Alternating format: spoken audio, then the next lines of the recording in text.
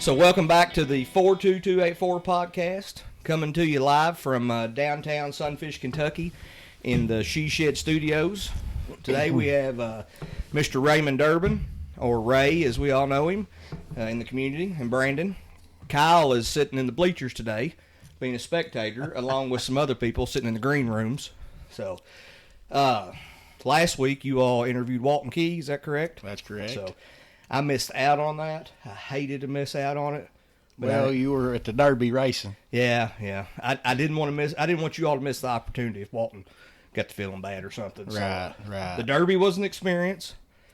Everybody ought to go one time in their life to get a taste of it and see all the dress and the hats, and everybody ought to wear a snazzy cowboy hat like I did. I heard you had a pretty high dollar cowboy hat on. I did. So my wife Lindsay, who's in the green room today, waiting on me, I told her she was getting her hat ready, Ray, and her mother. We went with her mom and dad. Okay, good. And I told her, she's getting her nice big fluffy hat, and I said, I think I'm going to get me a cowboy hat to wear. Mm-hmm. Yeah. And she said, your head is too big for a cowboy hat. You don't need a cowboy hat. And I need a cowboy hat. And so I start looking at them, and I don't know if you know this, but cowboy hats are not cheap. Probably nice. I'm sure the nice ones. Well, I told her, I said, have you seen Kevin Costner? Have you watched Yellowstone? Yeah, I've seen it. I've just seen it. I don't follow it, but I've seen it. Yeah. So Kevin Costner wears the cowboy hat, and he looks cool in a cowboy hat.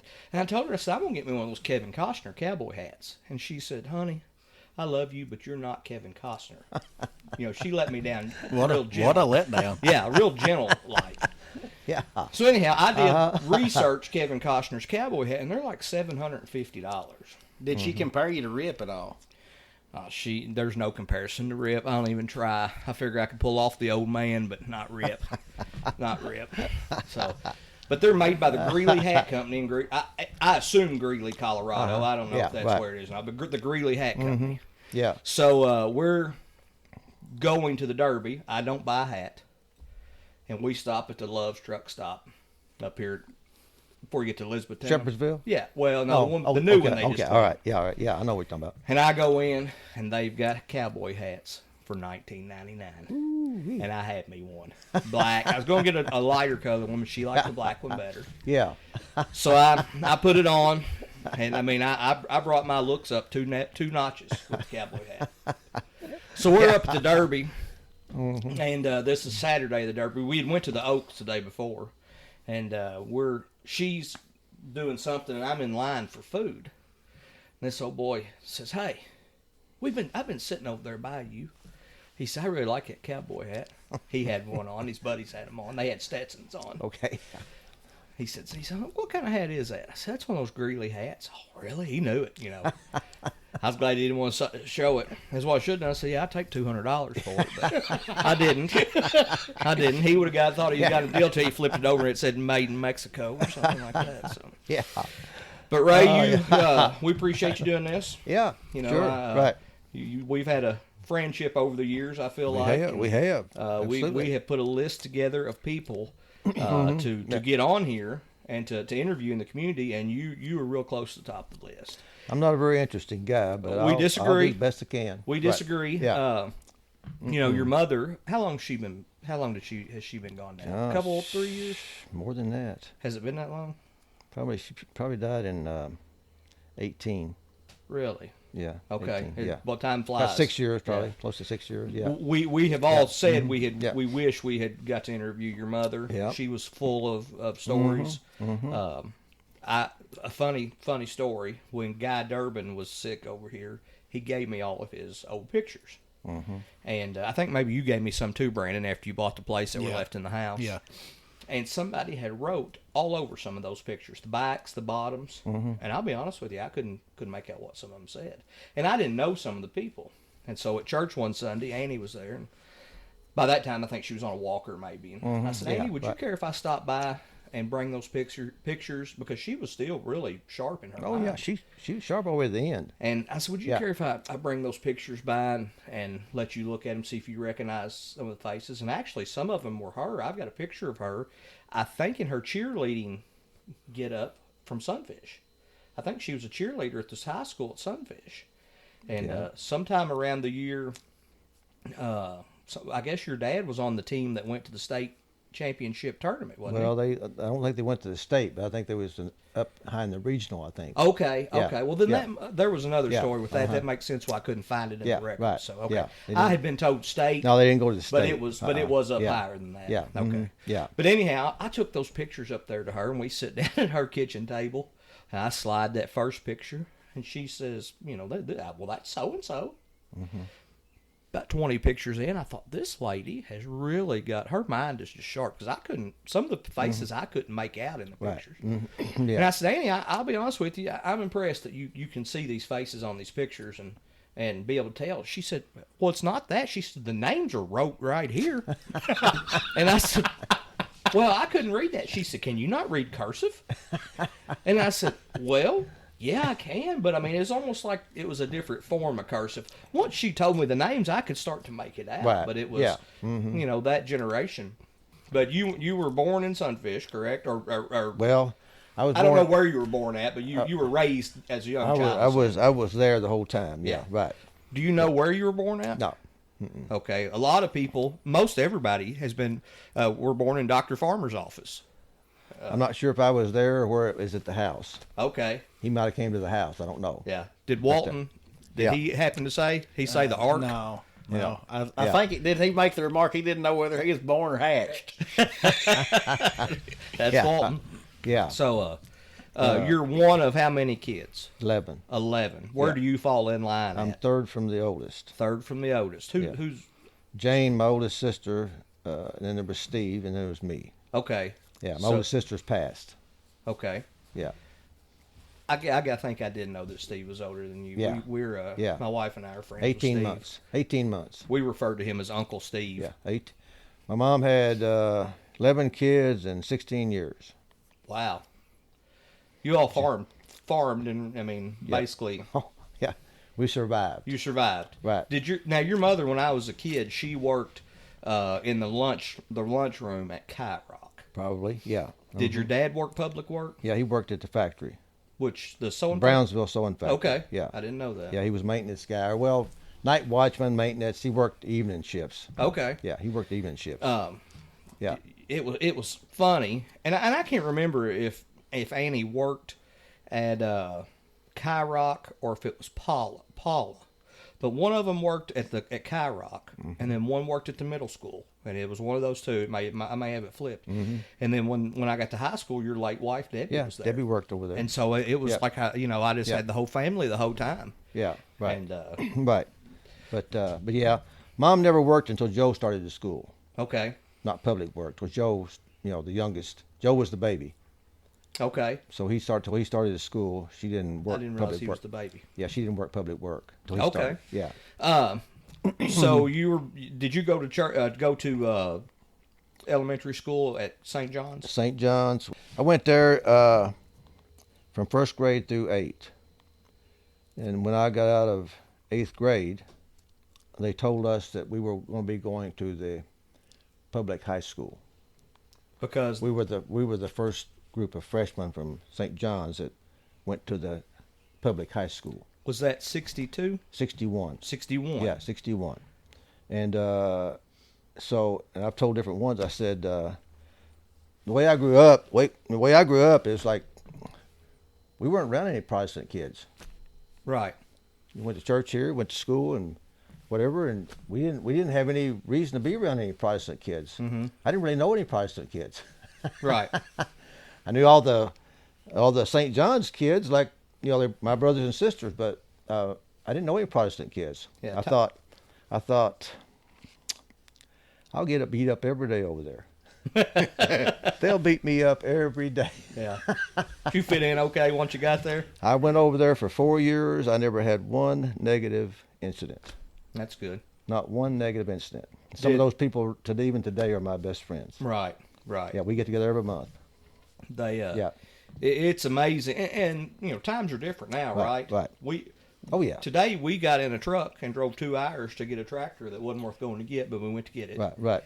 And back when you were younger, Right. I mean, to go to Louisville was a big trip, right? I mean, it was. I might have got to go to Louisville once or twice. as in my time growing up. really? Oh, that was like going to the other side of the globe. Right. Yeah. Other side of the globe. Right. And you know, now we'll jump in the vehicle and drive over there to get a pair of shoes that even we can't the- find at home. Even the bowling green. See, there was 11 of us, so you might take some of the boys one time, but you couldn't take everybody anytime. Did your mom have a big station wagon or something you all just piled in? Or? Nope. Mm-mm. Little old four-door Ford sedan. Really? That was it. Yeah. Really? That was it. Yeah. I've never thought about the logistics of having a large family. No, You know, now they drive. You know, people who have more than 3 or 4 kids, they've got vans or something. yeah. But No, back you then, couldn't they take weren't. them. You couldn't take everybody at one time. Hmm. And that was the car. That was the truck. That was it. That was everything. So we'd pick those pickles in the summertime, and you'd pile those pickles, bags full of them in the trunk, the back seats, and take them up there at South and sell them at the pickle station up there. I heard Dad talk about Yeah, John A. Yeah, we didn't have a pickup truck. Yeah, I guess John A. made them raise pickles as a Yeah, kid, mhm. and Right. the pickle station was at South, I think. Yeah, it was right there. It was right. About where across from Otis Moon's in there by the store. Oh, well, Hubert Moon was the one that had the station. It was right there before you got to the old South store on the opposite side of the road at one time. Yeah. Then they moved it up to Hubert Moon's house up there. One of them chicken houses Right. was the station. at Hubert that was time. Otis's dad. Is that No, he was a brother. a brother? Yeah, Okay. that's Sue Lindsay's dad. Oh, okay. So Sue, that's right. Sue, I forgot Sue was a Moon. Sue Lindsay's dad. Yeah. So it was. Yeah. hmm Yeah. Boy, Sue and Benny are good people. Oh, they are. Oh, yeah. I've right. had a lot of Yep. laughs Mhm. with Benny Yeah. over the years. Yeah. But, Anyway, I grew up in Sunfish. yeah. Did you all? I mean, you all farmed growing up, right? Your mom and dad farmed. And, Yeah. And we were probably a generation behind most. the way you farmed. Yeah. 2 mules. At one time, 2 mules, 150 acres. Then my grandfather died, and some way in the inheritance of the settlement, they got other 150 acres. And Is we're that still- where Dennis is at now? That was the first 150. Oh, okay. And then the second 150 is up where Ethan's at now. Okay. Up there where Ethan's at. Okay. And so I worked behind a mule many days. That's kind of a Many lost days. art, isn't it? Yeah, many days worked behind a mule. Now, when you say your grandfather passed away, was that Daniel? No, that was my great grandfather. Oh. Kit Logston was my. Oh, that's right. Grandfather. Kit, your mom. Yeah, Okay. right, yeah. And then Kit's wife was Daniel's daughter. Yes. Is that right? Right. Okay. Yeah. Do you remember the what everybody refers to as the mansion Oh yeah. across from the? But it was already pretty dilapidated. That's what most everybody. Yeah, it was pretty dilapidated before I was ever around. I had John A. told me one Yeah. time that house almost had secret passages in it. That it was built in a time that apparently Daniel was worried about his wealth or what he kept in the house, and that he always wanted a way out if somebody tried to rob him. Do you? I don't remember any of that, but I do remember when the house was abandoned. Yeah. You know, they moved out. It was just empty, wide open, and there was a huge safe right in the middle of what I would call the living room floor. Safe on wheels. Really? Yeah, it would be something you carry out, but there was a big safe there in the middle of the floor Yeah. in that house. You know, I've always heard that he was the kind of the land baron of the area. Oh, he was back at that time. Yeah. When I bought that farm up the road and I think somebody was in here and we were talking about it, but the Guilford Low farm. The boys told me that Guilford had bought that farm from Daniel, and that he had sold it to him for $400 back before the Depression. Yeah. And that he had financed it to him Right. because Gifford had worked for Daniel on the farm growing up, and Daniel was Right. one kind of pushed him into getting in the teaching business. And so, did you have Gifford as a teacher? No, I knew who he was. He was Okay. a Sunfish. Okay. What was the first tractor you remember your dad having on the farm? 600 Ford that Dennis has still got. Really? Yeah, still sitting down. Is that a Workmaster 600 like a work, 600 Ford? or is that just Yeah. a bigger 8N? Like a I mean, it's a small. I'm gonna say might be 45, 50 horsepower, something like that. Small tractor. yeah. tractor, 2-row cultivator, a disc, and two probably 12-inch plows on it. I don't know, something like that. Yeah, but we was uptown. Yeah. We were uptown. You thought it was great, didn't you? Oh Beat my that mule, gosh! didn't Oh it? my goodness! Yep, them mules. Didn't have to go catch the mules and harness them Nope, up and follow them around no. all day. No, you talking about Dad, and Dad was man a few words. I just barely remember him as a So child. we get up. I mean, we get up at 4 in the morning and go out and milk those cows by hand. Yeah. Be 4 milkers. Had 4 stanchions in the barn, 4 milkers, 4 of us boys go out there and milk. But Dad would come in there. How many cows total? Probably about 20. Okay. So we each had about 4 or 5 cows to milk in the morning. And Holsteins? no, jerseys. Jerseys. Yeah, Jersey cows. So he'd get up first, and he'd come in there at the doorway and say, "Boys, it's time to get up." I mean, he wouldn't holler. He just said, "Time to get up." Yeah. He'd go ahead and get dressed, and he'd see who was out there. And if anybody was missing, he'd go in there, and then he would take his finger and just get a big chunk of your neck. he said, "It's time to get up." Yeah. So you usually got up. Yeah, it probably didn't take When many he- mornings when he- of that. when he- did it? when he did that first time, you usually got up. Even in church, like we'd be sitting in church, and if you started acting up just a little bit, he'd reach over and either get a chunk of your neck or just an earlobe and put some pressure on it. Right. Didn't say nothing. Just get a chunk of something and get your attention. Yeah. I wish. Yeah. I wish my daughter and my middle son was here right now, Yeah. because my dad used the earlobe trick on me as a kid, Yeah. and it is probably the most effective thing. And I use Yeah. it on them. You don't Yeah. have to. You just It's touch them. It's real subtle. You just reach down, and touch that earlobe, Yeah. and I mean it Yeah. stops them. And so Yeah. That's the way Dad was. it's amazing how Yeah. effective that was. Didn't say much. You didn't have much to say. Well, back on the tractor deal. Yeah. So I've heard Dad talk about Papa having a lot of horse-drawn equipment that they cut the tongue out of, fixed it where they could pull behind a tractor. Did y'all have any of that? No, when he bought the tractor, he bought like the disc and Got the package. stuff with it. Yeah, he bought it, but it was all used. He didn't buy it new. Yeah. It was used stuff. And I'd say he bought that was a 55, I think, and he probably bought that about 62 or 3, something like that. That's Yeah, 62 or 3 when he bought it. Okay. Yeah, and so but we still had the mules. Yeah. And then eventually got rid of one of those and just kept the other one to plow the garden with and plow strawberries with and pickles with. Used the mule to plow with. My Yeah. mother's father, he told me one time, he said you'd stand behind that mule all day. All day long. And he said if Walking. the mule got tired, Walking. then you could stop. That's the only way you could stop. And he said it was just miserable growing. He's looking back. Yeah. He said we had to do it it was survival. What it was. Mule didn't get tired. Yeah. You'd get tired. But it's kind of interesting about mules. We'd be plowing way back in the back of Dennis's place back there, big cornfield back there. And, of course, whenever it was at lunchtime, we would take the mules to the barn and feed them and water them. And then after lunch, you'd get them back out and take them back to the field, hook them back up. And so them mules knew when it's getting about lunchtime.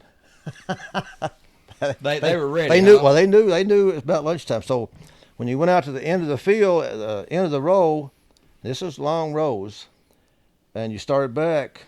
If you was going toward the barn, they picked up the pace. The dirt was rolling, huh? They picked up the pace. But if you went to the end and turned around and started the other way, you just barely could get them to move. They knew which way the barn was. They knew it was lunchtime, about Yeah. lunchtime. So yeah. I don't blame him. I'd probably been But the yeah, same way. I worked. Now I'll tell you another thing about Dad. It's like he never told us to do anything. He wasn't right there with us. Yeah. He didn't say, "Go, you boys go out there and hold that corn out," or whatever. He's always right there with us. So we'd be in that field there by Jeremy's house. My Jeremy Durbin Yeah. at Church Lane. Yeah, just so everybody knows, there are 2 Jeremy Durbins. Probably a 2 or at least maybe more. Yeah, there are 2 in the area. Yeah. And so Yeah. your nephew, Right. and then myself, and, Yeah. and we're Mhm. kin, but it's Yeah. several generations back. Of course, back then we didn't have no herbicides. Mm-hmm. Field of corn, 20-acre field of corn. Use that hoe. Yeah. Use that hoe back and forth. So and it didn't matter how hot it was. It's just, I said, Dad had the Nike slogan long before they had it. You know, Just do it. Just Yeah. do it. Got to be done. Just do it. And so we be in that field there by where we was, maybe a 20-acre cornfield, and the cedar trees were along the church lane. That was the shade, and we would be going away from the church lane and back to the church. So the water jug was at cedar trees where the shade was, and you start out through there. Seemed like those rows was a mile and a half long. And I'd get out there and get a fourth of the way out or half the way out on that road going away from the water. I'm thinking, God, I'm gonna die. I'm so thirsty. I'm not gonna make it. Yeah.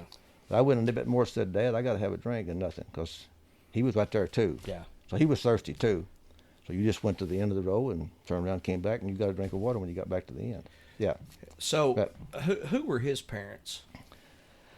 Martin, Robert, and Laura Durbin. Where did they live at? You know where the chicken houses are now? Tommy Logston? Yeah. Right up there, there's an old house up there. Okay. Old chimney's still standing. Is it to the left of the drive going back? If you was looking from the church lane toward the chicken houses, the house would be on the right. There's a little grove of trees there. I don't think I've ever noticed that. Have you, Brandon? Little grove of trees up there, and the old chimney that's still standing from where that house was. Now, if you go on around in behind Joe Fowler's, where he did live at, I think he's moved now. There's a old cemetery up on that Yeah, hill. I don't know who's that. I'm told that's the Bashams, but I don't know. Okay, so that's none of your No, family? I don't or- think so. Okay. I've heard that's a Basham, maybe a Basham cemetery. I'm not sure about that. Okay. Yeah. So you grew up on the farm. Yep. You went to high school in Brownsville. Yep. You went into the Army, is that correct? Yep. Drafted. You were drafted. How Drafted. old were you? 19. 19. Yeah. What, Yeah. Got. But you have to understand how we grew up. They didn't teach us how to do anything but work. right. That's all we did was work. And you put your head down and you done it. You just right? did it. You Yeah. just did it. I've been retired for 25 years. I still work. Yeah. Every day I got something to do. Yeah. Work every day. Every time you're Yeah. every time I've been around your house, you're busy. I'm out doing something every day. Right. So anyway, so got out of high school. Had to sign up for the selective service for the draft. Did you have intentions of college or anything, or? I didn't really have a direction. Yeah. At that time, just get a job and work and go. So I got a job in Bowling Green out of high school. Got me a car. Worked that job about a year. My buddies were they was calling my buddies up, taking them. So I knew I wasn't long. Yeah. So I just quit my job. I thought I ain't never done anything but work all my life. I've had to answer to somebody. I got to be somewhere. Got to do something. I'm just going to take whatever time I got left. Because in my mind, I'm thinking, I'm going to Vietnam. I'm going to die.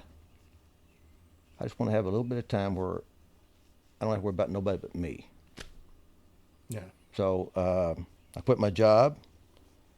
Started spending what I had saved. Ran out of that money. Ran out of money. That was a couple of months, 2 or 3 months.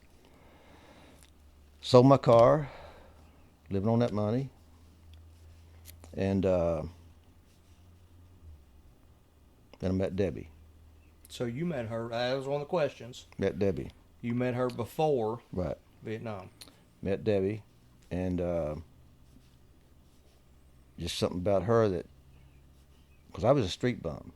I mean, I wasn't working. I wasn't nothing.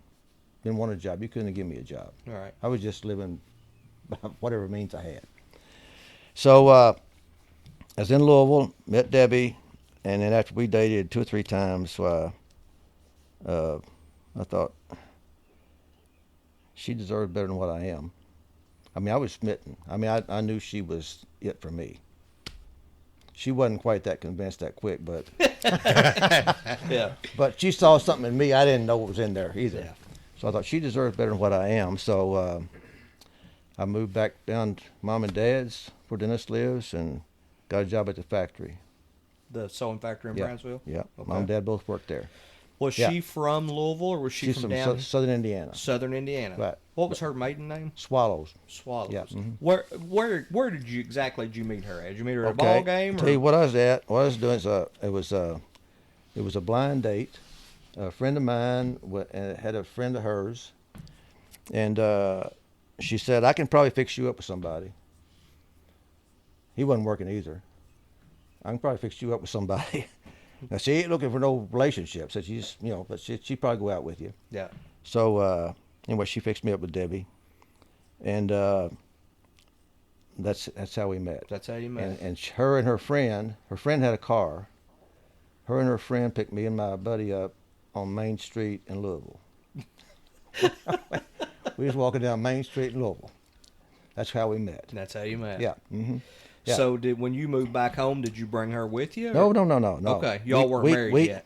We'd known each other probably a week or two. I moved back down here. Oh, okay, so that's quick. Oh yeah, I moved Okay. back down here, and then I went to work at the factory. Worked there, and we just stayed on weekends, from Indiana or here. I'd go up there and spend the weekend with her family. She'd come down here, and she had a friend lived over me, sitting near Siegel, and she'd stay with her. We stayed on weekends. Done that for about 3 months, and then I got my draft letter. Greetings. Yeah. We had 3 weeks.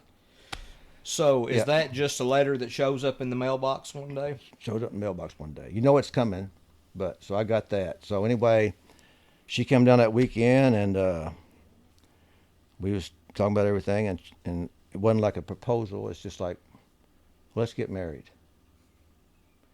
And I'll tell you, I never had a girlfriend before. I didn't date anybody. I didn't have any money in high school. Yeah. I didn't date nobody. I mean, I couldn't afford to date. I mean, I couldn't afford myself, let alone somebody else. Right. So anyway, we had 3 weeks. Planned a wedding. Got married at St. John's. Big, nice wedding. Was she Catholic prior to? No, she didn't really have a religion. Okay. She wasn't practicing anything. So we got married there, and we got married on Saturday. I left on Tuesday. Wow. That's interesting. Yeah. And then I went in the service on Tuesday, and my first year in the service, I was at 4 different military installations that first year. So we never was anywhere long enough that we could ever be together. So the only time we were together is if I had to leave, or maybe a weekend pass, like that. It was only, yeah. So you were in the States at 4 different bases? The first year. Okay. Started out in Fort Knox, went to Virginia, went to Georgia. What and I don't understand how the the platoons and that stuff work. I told Colin White in here, Colin, not Colin, Colin. Yep. Get it right. Yeah, get it Yeah, right. right. Couple like month and a half ago, I didn't. Yeah. We never. I mean, I never was brave enough to do it. Just to be honest with you, there wasn't a need for it in my generation, and I never thought about it, and so I missed out on any education on that. So what group were you with? What do you mean? What were you? I was with the 61st Assault Helicopter Company. Okay. Yeah, Out of Fort Knox. No, we left from Fort Campbell. Fort Campbell. Okay. Yeah, I went to Knox, went to Virginia, went to Georgia, and back to Fort Campbell. Okay. And that's where a group of us at Fort Campbell went over from there, and we took all of our equipment with us. We had probably 22 slicks and maybe 12 gunships. Water slicks. That's just it's a Huey helicopter with machine gun on each side. Okay. Crew chiefs on one side, man in one, and these are machine guns on tripods. Okay. And the door gunners on the other side. What position? What job did you hold in the helicopter? Okay, so I was trained as a aircraft electrician, working on the aircraft, but I was the low man. I had an electrician that was over me. So any of the detail that required to be done, that he would. I would got to go do that. Okay. Ride shotgun to the town, pick up supplies. Go out if you had to go out and rescue a downed helicopter. I've never thought about that. If one goes down, I guess you go out and fix it and get it going again, right? I mean, if it's one they couldn't sling out, and you take an electrician, a hydraulics man, and a mechanic out there, and said, set you down, say, boys, get that bird flying, or you get to babysit it tonight. And you wanted to get it flying. I wanted to get it flying. Yeah. And so anyway, even when you were training, even when you're in training, or even if one got shot up and it came back into your place to work on it, if you worked on one and you signed off on it, said it's good to go, the pilot might say, well, let's take it for a spin. You got to go up on the first time it went up, you got to go with it. So you wanted to make sure it was right. You wanted to make sure it was done right, because you were going to go up with it. Did you ever fly any? I mean, did you ever pilot any, or did you ever You try couldn't it? pilot. I'd done door gunner. I'd fly door gunner. Anything that was. See, I was there during the '68 TEP, which was the worst part of the Vietnam War. That was when they had the uprising of the NVA and the Viet Cong. So I was there during that.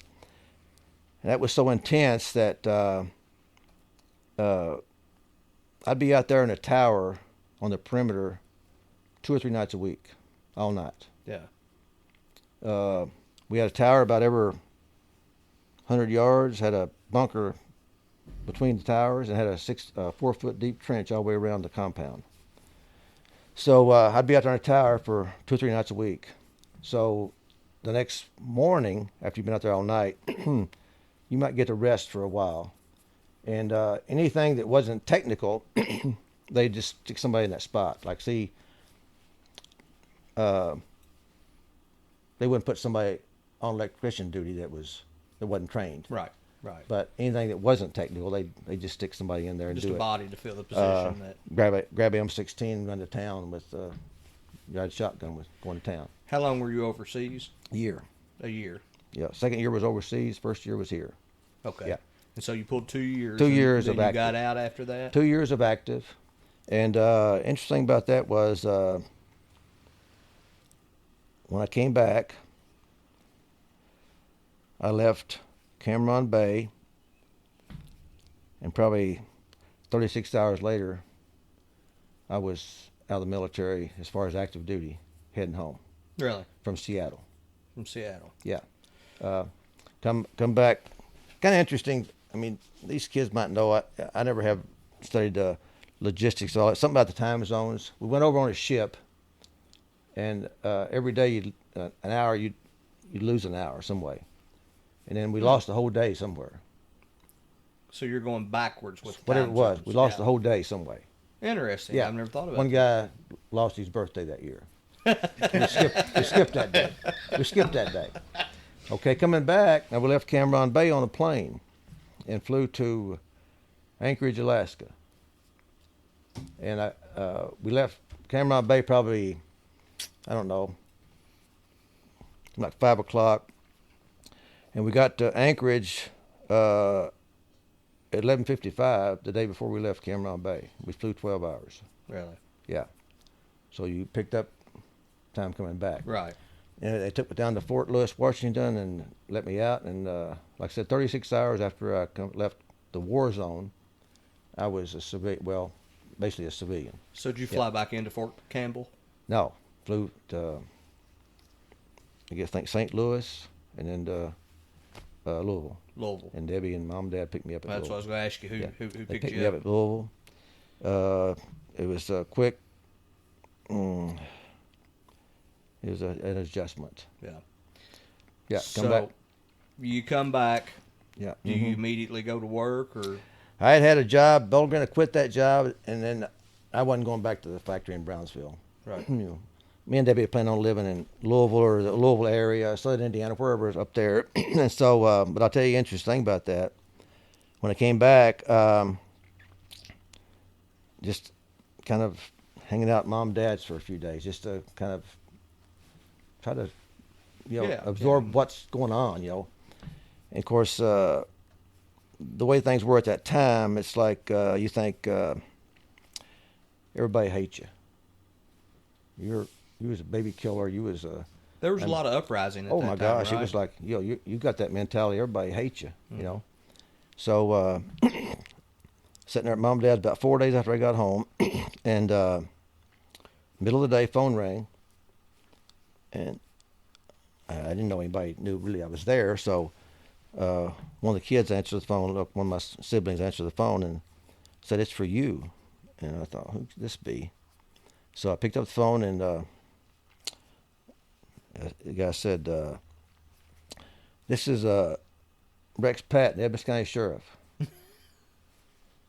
So welcome back. Yeah. Said, "Mr. Durbin, you need a job?"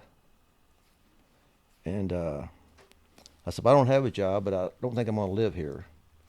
He said, "Well, if you need a job, I'll make a place for you. You know, I'll make a place for you and my staff." As a deputy. Whatever it was. Right. He said, I'll make a place for you. You need a job. Rex had served, right? Yeah, he's a prisoner of war. Yeah, that's Jap- I Japan. thought, Japan, yeah. Yeah, I thought we. I didn't know that at the time. I didn't know his history at the time.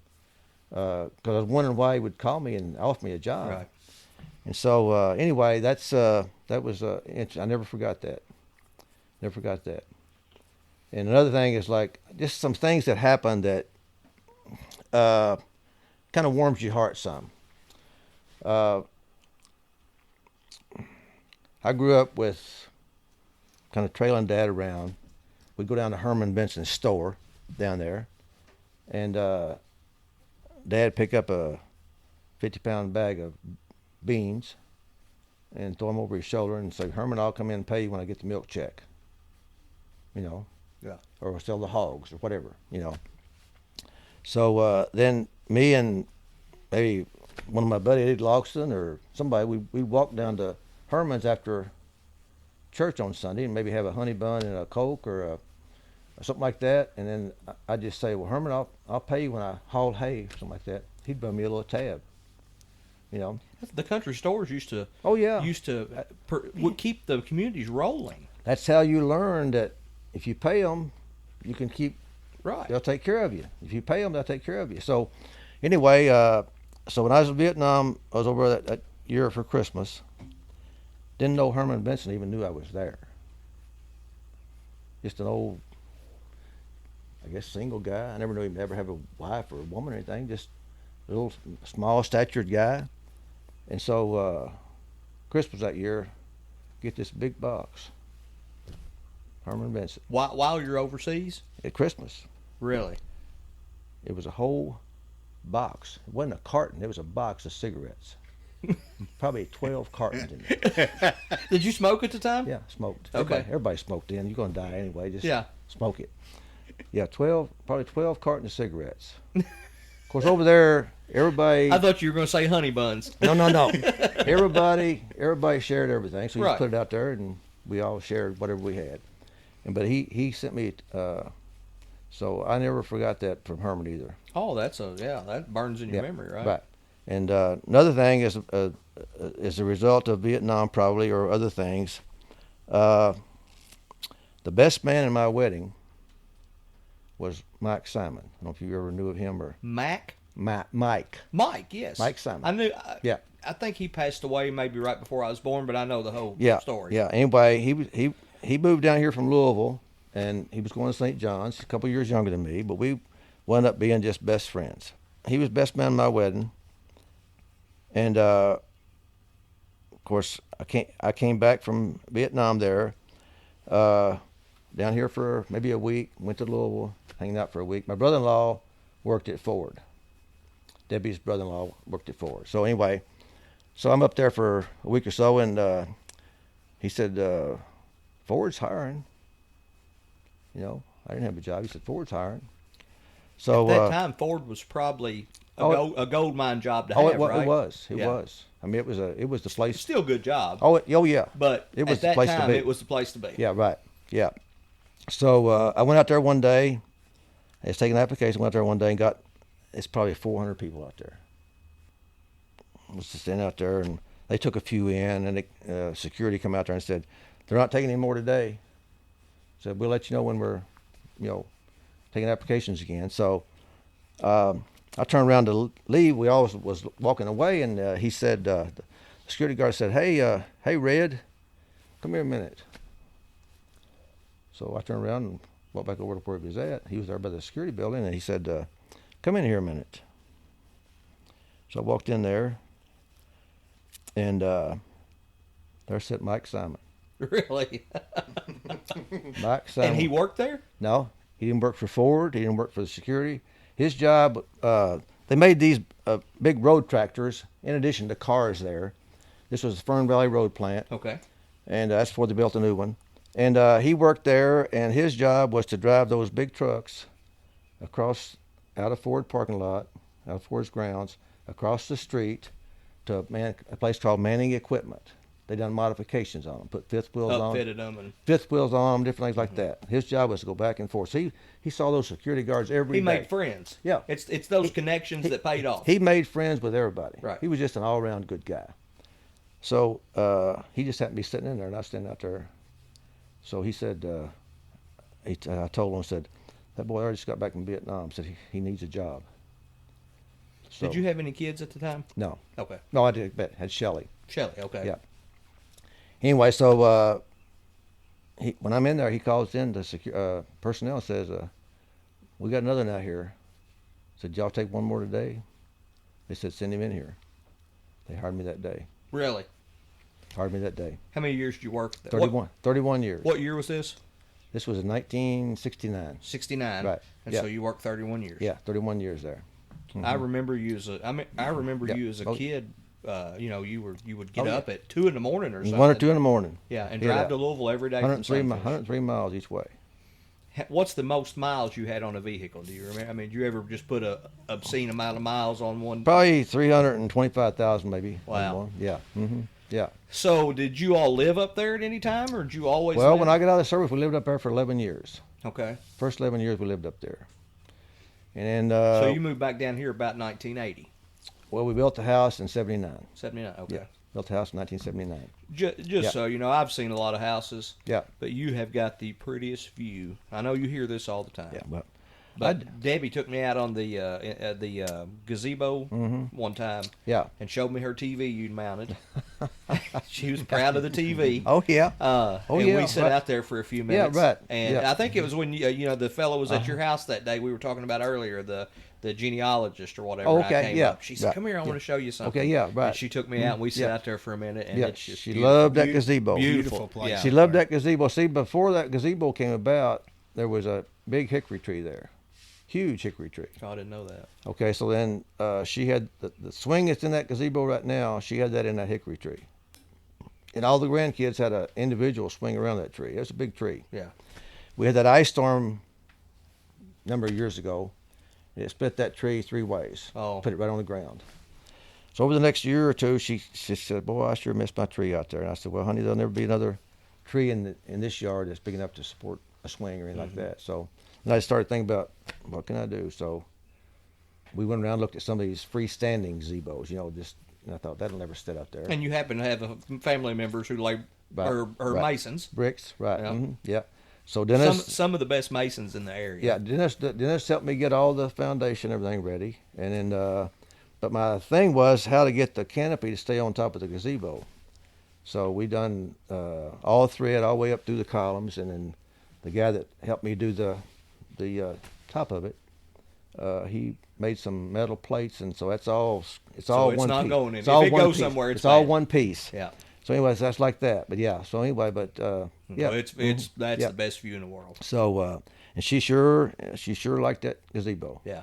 She would post pictures on Facebook. Yeah. I mean, Yeah. snow and fall. Oh, yeah, and right. sunshine. Yeah. And it But was you know, it's hard to. But when I was in Vietnam, I would write to her, and I'd say, "Someday I'll build you a house on a hill." and you did. Never ever would I dreamt it'd been Sunfish. Matter of fact, when I left Sunfish, this was when I left here after I got out of high school. I said, "This ain't a place for me. You'd had enough. I've had enough of this. I won't never be back here." But after you've been around the world a time or so, and then seen what's in the cities, and we'd come down here for weekends, and my kids would cry all the way back home. Yeah. They didn't want to leave. Well, we're sure glad you moved back. Yeah, they didn't want to leave. They, You know, I talked to a lot of people who are from this area, born and or maybe just had grandparents that came back here, you know, as children, and there's a lot that live. I talked to a guy at Dad's brother's funeral a couple of weeks ago, and I don't want to say his name, but he told me, he said, I'd give anything to have just a piece of it. He said he lives in Tennessee, and he said I'd give anything just to be able to come back and have a piece of it. He said, I would never be able to. Right. But and see, like. I mean, I know it's. I mean, I grew up in a sheltered life. I know that. I never was in so much as a fist fight, maybe except with Steve. Who got the? Who was the? Well, you know who got. I got knuckled. I got knuckled. Remind me to ask Steve. And that didn't happen very often. I'd say your dad probably wouldn't put up with much I got knuckled. Yeah, or Annie. I'd probably be more afraid. As far as out in general public, I never was in as much as a fist fight with anybody. Yeah. I mean, I just so. That has a lot to do with the way you were raised. Going to Vietnam and where you're going to be in a place where there's people being paid to kill you every day, and you're trying to defend yourself. That was so foreign to me that, you know, it was traumatic. Right. But then after you're there a month, why, it's just your world. Yeah. It's just like you lay down and go to sleep, and there'd be cannons going off and helicopters coming in and out, and bombs exploding. That's your reality. Yeah. Stuff, you know. Yeah. Well, I think you had something to look forward to when you come back. I did. Debbie. Absolutely. Yeah, Debbie was great. You She know, growing was. up as a kid and seeing her in school, and She even was. later in life at church. And Right. she was always friendly and always had. She was we was 52 years. 52. I was going to ask you how long 52 you were years. married. Yeah, 52 years. You've got we was 3 together. kids. Yep. Right. Mm-hmm. So Shelley, Jackie. Yeah. And your son's John. John. Yeah. Shelley's in Oregon. Jackie's in Louisville, and John's in Chicago. Okay. Yeah. So I talked to Jackie. Maybe at Debbie's funeral, and I knew she was in Louisville. Yeah, she's still there. She wasn't much older. What year was she born? Jackie was born in 75. 75, so I'm an 80 model. So she was when Jackie babysat Kyle. Well, I wish she'd tried a little harder. Yeah, she may have saved us some grief over the years, near-death experiences. Oh, and stuff. she'd take him to cheerleading practice with her. I remember her as a cheerleader. Yeah. Kyle just said that was his favorite. If you couldn't hear him on the... she'd take Kyle to cheerleading practice with her. Yeah. Heather, he didn't mean that. I forgot she was a cheerleader. Yeah. But Anyway, but no, really, I mean, I always told everybody, Debbie and I had a great relationship, and we had our hardest times early on. Yeah. I mean, we didn't have anywhere to go but up. Right. I mean, we started out with, I'm talking about no money, no nothing. Yeah. So there wasn't anywhere to go but up. I don't think people today realize, and myself included, realize what people actually struggle with. Right. Yeah. And so we just started out and started with nothing and worked hard. Was patient. You didn't buy beyond your means. Just got things as you could, and right. That's just the way it was. You didn't buy pontoons for your nope. Pond in your backyard. You built it, nope. did you? And I didn't. Everybody would think I'm a stick in the mud in that I don't do sports. I don't sit down and watch a football game, baseball game. Right. Some people just don't. To me, I'm just saying that's a waste of time. I'd rather be out doing something. And so, and I wanted to be in my house, in my bed, with my wife and my kids every night. Yeah. When I went to work at Louisville, Debbie's mom, she said, well, you don't need to make that trip. I said, you can come and stay with me some. I did it one night. Didn't sleep all night. I thought, I'm going to go home. Right. And even when it snowed, we had bad weather. Sometimes you'd be at Ford and to have bad weather. I had different friends of mine say, just come over and spend the night with me. I said, I'm going home. I may not get back tomorrow, but I'm gonna get home tonight. Right. So I was going home. And I came home and I wanted to be with my kids. I wanted to just touch base with everybody. And when I come in from work, Debbie had already been at school, kids was home, everybody. I'd come in from work, and she'd have a pot of coffee. First thing we done, sit down 15, 20 minutes, drink a cup of coffee, and just talk about what went on today. Kids don't come and ask me nothing while we're doing this. The answer is no. Yeah. You You ask had your me- connection. If you ask me this first 20 minutes, the answer is going to be no. Yeah. So just wait till we get our talk in, and then you come and ask me questions and stuff like that. Anyway, so that's just the kind of relationship we had. Yeah, it was was all- good. yeah. I was blessed. Yeah, that's good. I've had a I don't want to say it easy. I've had a blessed life. That's good. I've had a blessed life. That's good. Yeah. How old was Debbie when she passed away? 72. 72. Right. Mm-hmm. That, 72 years old. Right. Mm-hmm. Yep. And anyway, so then when Debbie passed, I thought, because she was a good cook, she was a good companion, she was good everything. I thought, boy, you're gonna miss that cooking and somebody doing your laundry and somebody doing the shopping. And she'd go out and get stuff. I wasn't a shopper, but the reality of it was I didn't miss none of that. I just missed somebody to share my day-to-day stuff with. yeah. Somebody say, boy, that looks nice, or you done a good job on that, or something like that. Just somebody just to notice it.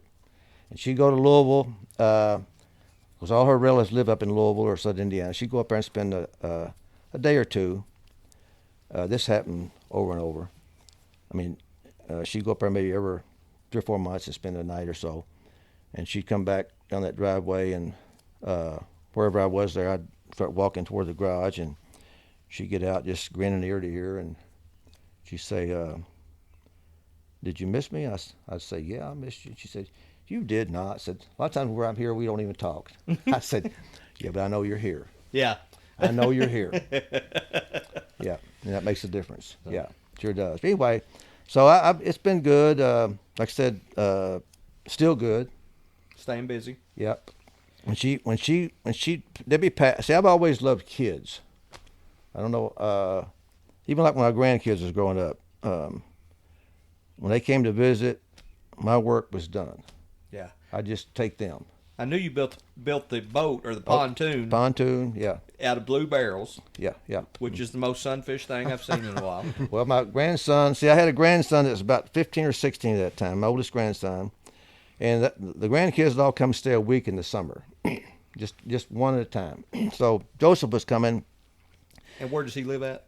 He's in Kansas City now. Kansas City, okay. Yeah, software engineer. Anyway, he was coming, and I thought, what am I going to do with Joseph this year? He don't like to get hot. He don't like to get sweaty. Likes this.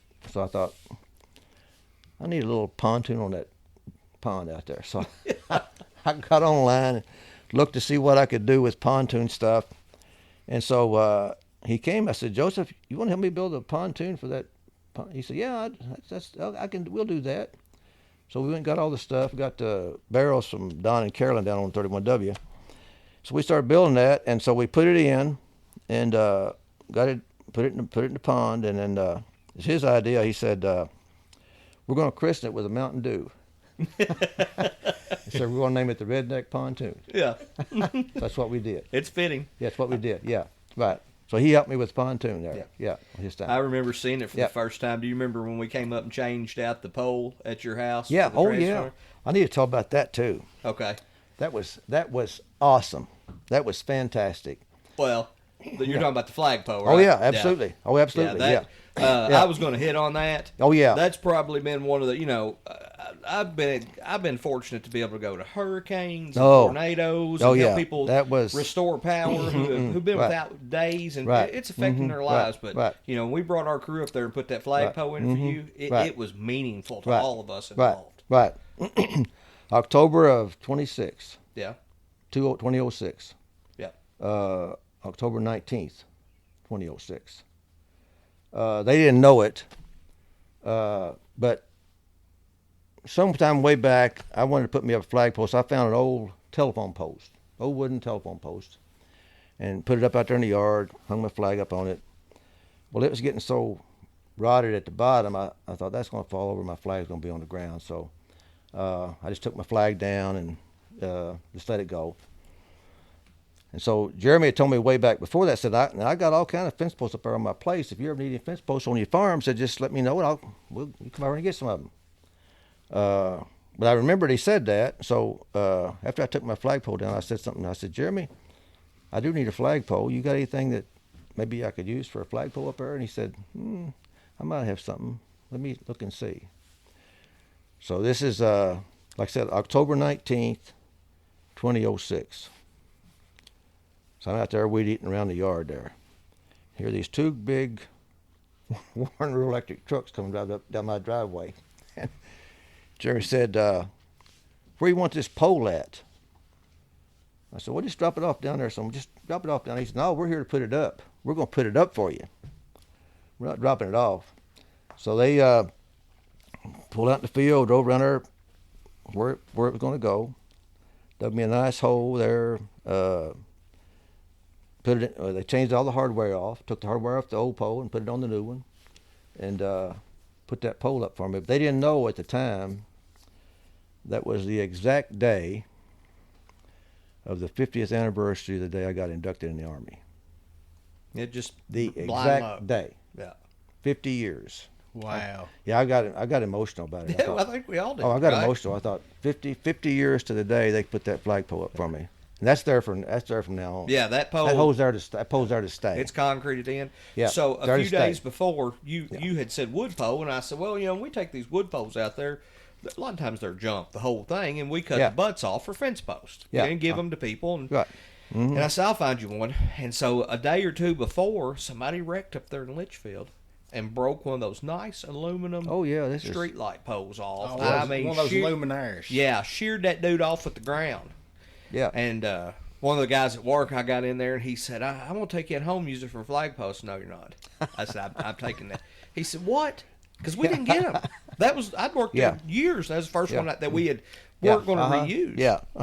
And I said, I said, trust me, I need to take this to somebody. And so it was just sheer luck that we hit that day. Yeah. But when I drive by, you got how big is that flag? 6 by 10. 6 by 10. When I looked up there, I thought, wow, I hope I put a big enough pole in.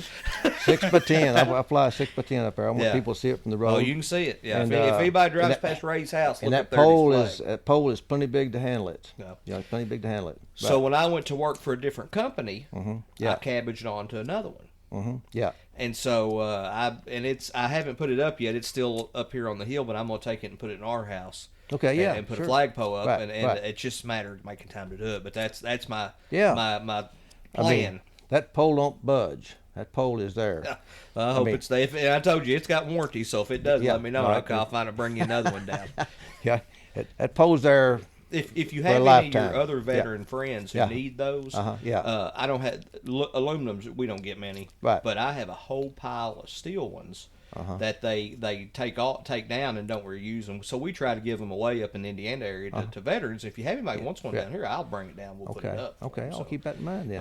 Yeah. Right. I think that that's people want that, right? So. But yeah, this is aluminum. It ain't gonna rust. It ain't gonna nothing. It's just there. It's there to stay. So it was an honor for us to get to do that. I'm like I said, that be on the 50th anniversary to the exact date. That was pretty awesome. There, like I said, yeah. Well, I mean, we felt like you were deserving, right? I mean, that's what we were. I was blown away with that. I wanted to buy them lunch or whatever, and they said, no, we can't. I couldn't put anything on Facebook about it because that was your crew and 2 trucks from Warren Rural Electric, so. Yeah. Everybody in the country would be calling and say, well, can y'all come put a flagpole up for me? Well, at the time, the co-op was real good about Yeah. community service, right? Right. They allowed like and things may have changed now. It's been, gosh, 8 years since I've been there. Right. Somebody have a steeple had some shingles off of it out in church. They'd allow us to take the trucks and help them fix it, stuff like that. Yeah. And I don't think anybody would have ever said anything about that. But right before that, we had a guy who had stopped, and his neighbor had said, "Will you drill that fence post for me over there?" And he said, "Yeah, I'll drill it. It takes 2 minutes to do it." Right. And the neighbor got a hold of it and called the news company, and the news got involved, and it turned into one of those deals. I can see And worldwide. so Right. now I don't work there, and we can talk about it. But I didn't want, like I said, I mean, we couldn't do that because then everybody said, well, maybe they'll give me a flagpole and come put it up for me. Yeah, So we didn't go there, but I sure was. I'm forever grateful for that. We Right. we like to help the veterans out. So. Yeah, forever grateful for that. I never will forget that. I said, anytime you drive, everybody I see said, well, where'd you get? I said, well, a friend of mine got that for me. Yeah. But anyway, a guy knows a guy. yeah, exactly. Right. But yeah, so anyway, but it was good. We were glad to have Ray on this episode. You'll have to tune in to the next episode to catch the second half of his interview. Yeah, we're fortunate to have known several veterans in our time, and some, they're the true American heroes. The Rays of the world, and the Colin Whites, or the Colins, as he informed me his name was. We had a lot in the area, and so it was an honor to get to sit and talk with Ray. All right, y'all come back and see us for the next episode.